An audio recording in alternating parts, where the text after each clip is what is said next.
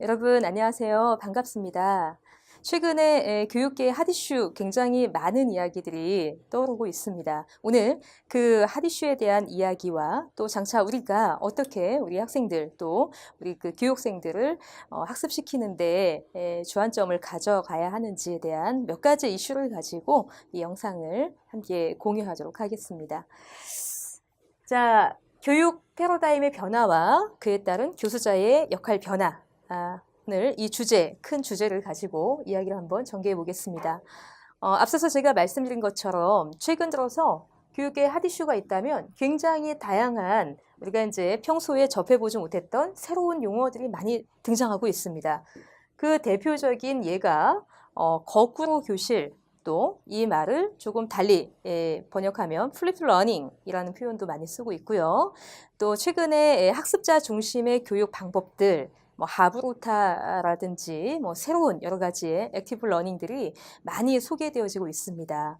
그래서 최근에 우리 그 교육계에서는 인성과 창의성 이 두 마리 토끼를 한꺼번에 잡을 수 있는 그런 교육 방법들에 대해서 많이들 고민을 하고 또 그에 따른 해법에 대해서 많이 논의가 되고 있는 상황입니다. 그런데 우리가 미래의 해결점을 찾기 위해서는 지난 발자취도 한번 살펴볼 필요가 있겠죠. 자, 우리 시대의 지난 교사학습 구조의 변화에 대해서 아주 간략하게 제가 포인트를 이야기해 드리도록 하겠습니다. 근대의 우리나라의 교사학습의 구조는 경쟁학습 구조였습니다. 말 그대로 모든 학습자가 정말 최고의 목표를 달성하기 위해서 끊임없이 경쟁하는 하나의 일제식 교육을 통해서 그러한 수업의 형태가 이루어졌었죠. 물론 경쟁학습 구조에서 정말 너무나 많은 인재들이 이제 발굴이 되고 또 좋은 인적 자원이 개발이 되었습니다. 그러나 이 경쟁학습 구조의 단점은 1인자의 승자와 다수의 패배자를 낳는 그러한 결과를 낳죠. 그래서 우리 학습자들과 교육생들이 상대적으로 패배의식을 좀 많이 느낀 것 같습니다. 거의 1등만 남는 그런 사회 구조 안에서 상당히 좀 어려움을 겪었죠. 그래서 자존감의 문제가 있었습니다. 그래서 모든 학생에게 배움의 기회와 또 자존감을 향상시킬 수 있도록 7, 80년대를 넘어서서 90년대부터는 개별학습 구조로 수업의 교사학습의 구조가 변화가 이루어졌습니다. 자, 그런데 이 개별학습 구조에 있어서도 개인주의가 좀 만연해지고요. 또 자신의 능력이 객관화되지 않기 때문에 이 역시도 몇 가지의 단점이 부각이 되었습니다. 자, 이 두 가지의 수업의 구조가 각각의 장점과 단점이 있는데요. 이 두 가지의 장점을 모두 섞어서 2000년대 초반, 90년대 중반 이후부터 협동학습의 구조로 우리 수업을 혁신해보자. 여러분들 그 당시에 핀란드의 교육혁명 이런 메시지 많이들 들어보신 적이 있을 겁니다. 핀란드의 교육혁명에서의 가장 큰 핵심은 학습자들이 중심이 되어서 수업의 주인공이 되는 협동학습의 체계의 수업의 구조를 뜻합니다. 해서 이 경쟁학습 구조와 개별학습 구조의 좋은 장점만은 모아서 협동학습 구조가 상당히 많이 전개가 되었는데요. 사실 전개가 잘 이루어지는 듯 하다가 2000년대에 들어와서는 새로운 교육 패러다임에 국면하게 됩니다. 네. 자, 그것이 바로 무엇이냐면 2000년대부터 교육의 방법에 어떤 매체들이 상당히 많이 역할을 하기 시작했습니다. 그 대표적인 것들이 몇 가지의 러닝의 구조로 소개가 되어지는데요. 이해를 돕기 위해서 제가 이렇게 영어 알파벳으로 나열을 한번 해봤습니다. 그런데 이 단어, 이 약자만 보시고서는 어떤 의미가 담겨져 있는지 이해하시기가 좀 어려우시죠? 그래서 제가 관련한 퀴즈를 한번 제시해 보도록 하겠습니다. 자, 퀴즈의 질문은 바로 이것입니다. 자, 이 앞에 제시되어 있는 5가지의 대표, 우리와 아주 익숙한 그런 매개체들인데요. 이 매체들이 대중화가 되는 데까지 걸렸던 물리적인 시간대가 있습니다. 예로 첫 번째, 라디오라는 매체가 약 5천만 명이나 되는 그런 많은 사람들이 사용하는 데까지 걸렸던 시간이 몇 년이나 걸렸을까요? 약 38년이 걸렸다고 합니다. 자, 그렇다면 텔레비전은 몇 년이나 걸렸을까요? 라디오보다 더 오래 걸렸을까요? 아니면 짧게 걸렸을까요? 당연히 시간대가 짧아졌습니다. 자, 세 번째, 월드와이드 웹이죠. 2000년대에 가장 큰 혁명 중에 하나라고 합니다. 자, 인터넷은 얼마나 걸렸을까요? 4년 정도 걸렸다고 해요. 자, 그러면 소셜미디어 궁금하시죠? 자, 소셜미디어는요. 1년에 약 9억 명이나 되는 전 세계 사람들이 모두 가입을 해서 사용을 했다고 합니다. 자, 그럼 2010년도의 혁명의 아이콘입니다. 스마트폰은 얼마나 걸리고 또 몇 명이나 활용을 했을까요? 사용을 했을까요? 1년도 안 돼서 약 10억 명이나 되는 사람들이 다 구입을 해서 활용을 했다고 합니다. 자, 이러한 매체들이 시대를 대표하는 하나의 큰 기기들이자 매개체인데요. 자, 이러한 그 매개체들이 우리 교육 현장에도 상당한 영향을 미쳤다라는 것이 2000년대부터의 러닝의 변천사에 굉장히 큰 이슈가 되어지는 것입니다.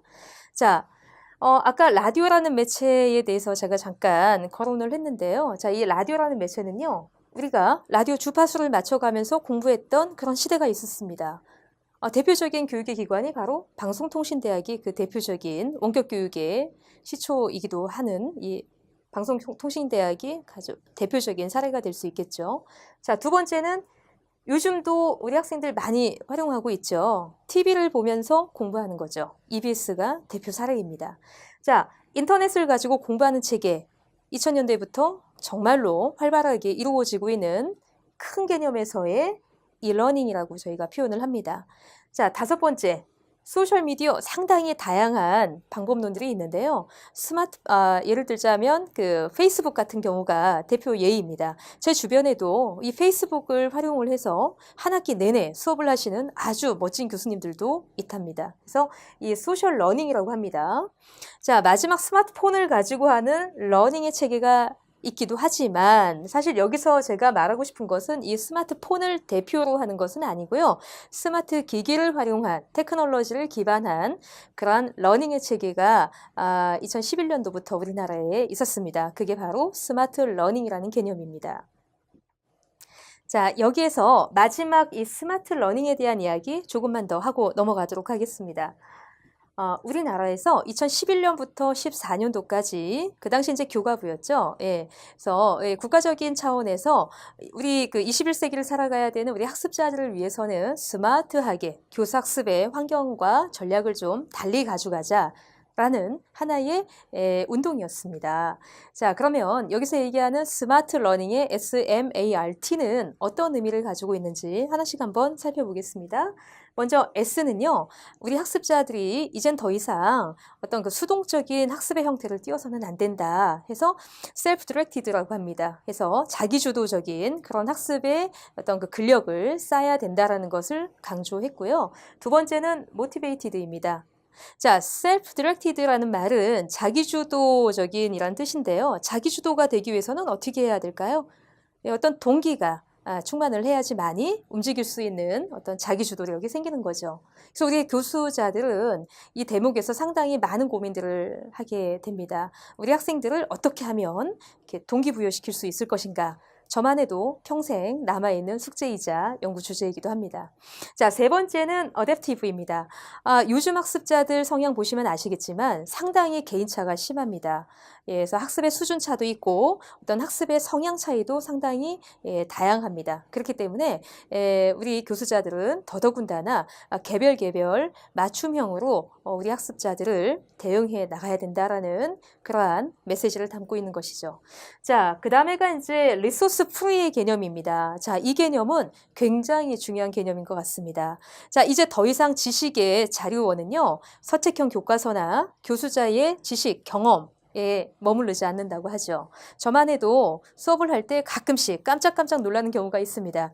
책에 나와 있지 않은 내용을 우리 학습자들이 미리 어디서인가 어떤 경로를 통해서도 저에게 그 이야기를 전해오면서 질문을 하는 것이죠. 이럴 때마다 가끔 제가 당황스럽기도 한데요. 사실 한편으로는 기분이 좋기도 합니다. 이 친구들이 정말 동기를 가지고 이 학문을 접하고 있구나. 그래서 이제 더더군다나 세상은 열려 있습니다. 그래서 그 대표적인 예가 다양한 수업의 자료원들을 공유하자라는 그런 운동이 지금 MOOC다, OER이다, 뭐 K-무크, 뭐 최근에 우리나라에서도 무크가 탄생이 됐는데요. 이러한 식으로 이제 더 이상 수업의 자료원이 굉장히 이렇게 어느 한 면에 국한되어 있지 않다라는 것을 우리가 인지하고 넘어가야 될 것 같습니다. 자, 이 모든 스마트 러닝의 SMAR이 가능하기 위해서는 좀 더 효과적이고 효율적으로 운영되기 위해서는 다름 아닌 이 테크놀로지가 기반이 되어야 한다. 라는 의미를 담고 있는 것이 바로 이 스마트 러닝의 개요라고 볼 수 있습니다. 그래서 지난 한 15년, 2000년대부터 한 2015년도, 14년도 말까지는요, 이러한 대표적인 러닝의 추세가 이어져 왔습니다. 그런데 2015년도부터는 뭔가 크게 이슈가 되지 않고 있다가 갑자기 우리에게 이 F라는 개념이 등장하기 시작했습니다. 이 F라는 것은 다름 아닌 아까 제가 초두의 새로운 교육 패러다임의 핫 키워드인 이 거꾸로 교실을 다른 말로 말씀드렸던 이 플립 러닝을 바로 이 F라고 제가 표현을 한 것입니다. 자, 그래서 이 F는요, 제가 지금 본격적으로 말씀드리기에는 너무나 큰 개념과 방법론들이 존재하기 때문에 본격적으로는 다음에 제시되는 영상을 좀 참고해 주시면 감사하겠습니다. 자, 그럼 이어지는 이야기로서 우리 시대 변화에 따른 교육 패러다임은 앞으로 향후 어떤 방향으로 이어져 나갈 것인가. 물론 지금도 현재 존재하고 있는 그러한 방법의 체계들을 조금 더 설명을 드리고 진행하도록 하겠습니다. 자, 우리가 이제 공부하는 데 있어서요, 이런 매체들이 상당히 많이 도움을 줄 것이라고 저는 생각을 합니다. 물론 이 테크놀로지가 교수법을 앞서서는 안 되겠죠. 그러나 어느 정도 부분적으로는 이 학습에 도움이 될 수 있다면, 특히 그것이 우리 학습자들의 학습 동기를 끌어올린다든지 또 학습의 몰입에 도움을 줄 수 있다면 얼마든지 우리가 활용할 필요가 있다라고 생각을 합니다. 최근에 우리 교육 현장에서 익숙하게 볼 수 있는 몇 가지의 또 매체들이 소개가 되어지는데요. 그것은 다름 아닌 VR과 AR이라는 개념입니다. 잘 아시겠지만 VR은 가상현실을 말씀드리는 거고요. AR은 증강현실을 이야기하는 것입니다. 근데 최근에는 또 이 두 가지가 플러스 돼서요. MR, 믹스드 리얼리티라고 합니다. 자, 해서 이러한 것들을 우리는 에듀테크라고도 표현을 합니다. 그래서 이 에듀테크라는 말은요, 에듀케이션과 테크놀로지가 이렇게 합성어의 개념이죠. 두 가지 개념이 이렇게 혼합이 되어서 에듀테크라는 말을 지금 많이 또 사용하고 있습니다. 자, 지금부터는 본격적으로 교사학습 방법론에 대한 이야기를 해보도록 하겠습니다. 앞서서 설명했던 바에 의하면 어찌 보면 교육의 패러다임이 매체 중심으로 마치 이렇게 이어지는 것 같은 느낌을 좀 받으셨을 겁니다. 그러나 분명히 우리가 이 대목에서 중요하게 생각해야 될 부분은요. 그런 매체가 흘러감에 따라서 IT가 발달함에 따라서 우리 교육 현장에 미친 영향 상당히 지대합니다. 무시하지 못하지만 사실 조금 더 포인트를 가져가야 될 포커스는 따로 있습니다. 그것은 바로 우리 학습자들의 학습의 어떤 그런 그 공부하는 방식에 대한 그런 차이점입니다. 자, 기존에 우리 학생들은 수직 구조로 공부를 해왔습니다. 그 이유는 문제 해결 역량을 높이기 위해서입니다. 여기서 얘기하는 문제 해결 역량이라는 것은 말 그대로 주어진 문제를 보면 해결하거나 문제를 풀 수 있는 정도의 수준을 얘기하죠. 자, 최근에 또 이 역량이라는 단어가 상당히 우리 교육계에서 중요하게 대두되고 있습니다. 물론 HRD계라든지 평생학습 차원에서는 이 역량이라는 이야기를 벌써 10년 전부터 교육의 과정 안에 녹여내서 그것을 측정하고 또 그것을 평가하는 그러한 그 방향이 전개되어 왔긴 했었습니다. 그런데 이 역량이라는 얘기는요, 말 그대로 해낼 수 있는 힘입니다. 파워. 그런데 이 역량이라는 것은 딱히 정해져 있는 것은 아닙니다. 어떤 문제가 어떻게 맞닥뜨릴지 아무도 모르는 거거든요. 그런데 과거 우리 학생들이 공부했던 패턴을 보게 되면 주어진 문제, OX 내지는 사지선다 아니면 뭐 단답형, 뭐 골라내기 이 정도 수준에서의 학습 성취를 마치 역량인 것처럼 오해하고 지내온 것으로 저는 그렇게 판단을 합니다. 그렇기 때문에 조금 더 다른 문제에 직면을 하게 되면 상당히 어려움을 겪죠. 자, 창이라는 것은 문제를 해결하는 것에서 국한되지 않는 그러한 큰 개념에서의 결과물입니다. 자, 그러면 지금 시대가 또 어떤 시대이죠? 제4차 산업혁명 시대라고 작년부터 또 굉장히 많이 이슈가 되고 있는데요. 해서 우리 학생들은 이제 앞으로 이 버티컬 수준에서의 상하 관계에 문제 해결을 하기 위한 지식을 답습했던 그러한 학습의 태도를 조금 벗어나서 이제는 그야말로 문제를 스스로가 찾아낼 줄 아는 그런 역량을 키워야 되는 그런 시대가 지금도 그 요구가 더 커진 시대에 살고 있는 거죠. 자, 문제를 해결하고 또는 그 문제를 해결하는 것을 넘어서서 문제를 스스로 만들어낼 수 있는 역량, 굉장히 이 부분도 상당히 중요하고 어려운 역량입니다. 그런데 이 문제 창출 역량에서 한 단계 더 넘어가게 되면 가치를 창출할 줄 아는 역량, 즉 다른 말로 창이죠. 자, 그렇다면 문제 해결 역량과 문제 창출, 가치 창출 역량, 이 차이는 어떻게 더 많이 효과적으로 끌어낼 수 있을까요? 자, 기존의 문제 해결을 하기 위해서는 수직 구조에서 교수자가 가르쳐주는 내용을 학습만 하게 되면 얼마든지 풀어낼 수 있었습니다. 그러나 이제 가치 창출 정도 창의력을 끌어내기 위해서는 스스로가 문제를 찾아내고 또 이 안에 더 좋은 방안은 없을까? 끊임없이 창의적인 어떤 확산적 사고를 통해서 결과를 끌어내야 되는 그런 역량을 갖춰야 되는 거죠. 그것은 결국 누군가가 도와주는 작업은 아닙니다. 기본적으로 어떤 사전 지식 베이스 안에서 얼마든지 본인들이 그 사전 지식을 배경으로 문제를 해결할 수 있는 것들을 스스로가 자기 주도적으로 찾아내야 된다는 것이죠. 그렇기 위해서는 기존에 행해지던 강의식 수업으로서는 굉장히 한계가 있습니다. 그럼 어떻게 해야 될까요? 바로 우리 교수자들이 이 역량을 끌어낼 수 있을 만큼 우리 교수자들이 다른 방식으로 접근을 해야 된다는 것이죠. 결국 우리 교수자들의 행하는 방법에 변화를 가져가야 될 것 같습니다. 기존의 강의식 형태인 티칭은 이제 한계에 봉착한 것이죠. 자, 우리 학습자들이 가지고 있는 역량을 끌어내기 위해서는 우리 교수자들이 어떠한 노력을 해야 할까요? 물론 기본 지식을 쌓게 하는 과정에 있어서의 티칭은 당연히 필요합니다. 그러나 기존의 이 티칭의 비율을 100으로 치웠다면 이제 그 비율 자체를 조금 내려놓던지 아니면 수업의 방법의 구조를 조금 바꿔서 미리 사전 예습으로 단순한 사전 지식을 쌓게 하는 과정은 다른 형태로 제공을 한다라는 그러한 아이디어를 가져갈 수 있겠죠. 결국 향후 우리 학습자들의 역량을 도모하기 위해서는 우리 교수자분들께서는 티칭이 아닌 코칭의 형태로 수업의 방법론을 좀 바꾸실 필요가 있다라고 제안드리는 바입니다. 자, 여기서 말씀드리는 코칭이라는 개념이 사실 조금 좀 익숙하지 않으실 수도 있습니다.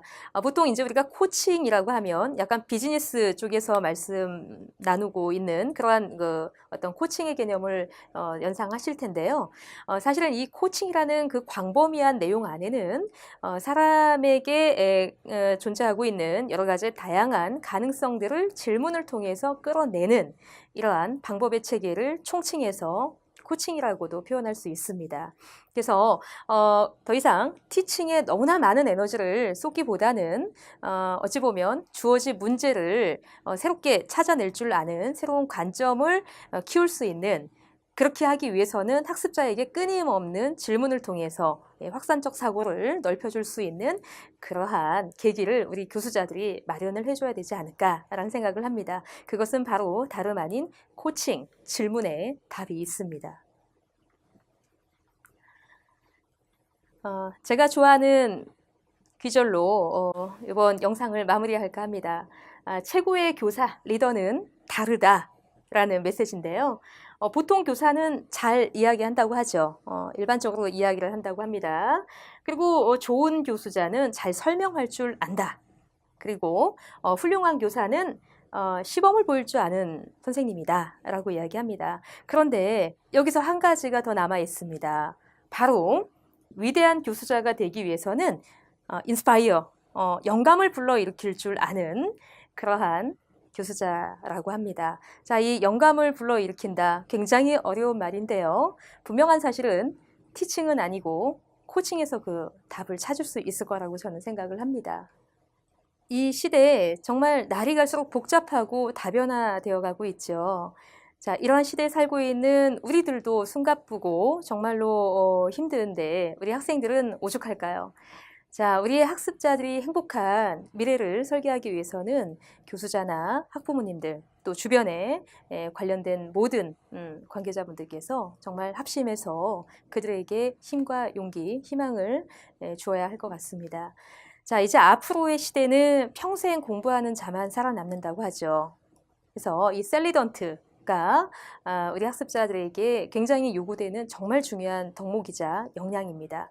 그러기 위해서는 지금부터 그들 스스로가 능동적으로 학습하고 또 성찰하고 또 내면의 변화와 성장을 경험할 수 있도록 우리 교수자들은 정말 열심히 연구하고 고민해 봐야 될 것 같습니다. 자, 이 짧은 영상을 통해서 짧지만 그간의 우리 시대의 교육의 패러다임의 변화와 또 이 변화되어 가고 있는 이 교육의 생태계 안에서 교수자들이 어떤 역량을 펼치고 또 어떠한 역할자로 우리 학습자들에게 도움을 주어야 하는지에 대해서 이야기해 봤습니다. 자, 그럼 다음 영상에서 또 찾아뵙겠습니다. 다음 영상의 주제는 바로 이 이야기 가운데서 가장 핵심이 되었던 그러면 어떻게 하면 수업의 구조를 바꾸고 또 어떻게 하면 학습자들을 코칭할 수 있는 그런 구조로 수업을 설계할 것인가에 대한 그런 교사학습의 방법, 구조, 즉 플랫 러닝에 대한 이야기를 본격적으로 전개해 보도록 하겠습니다.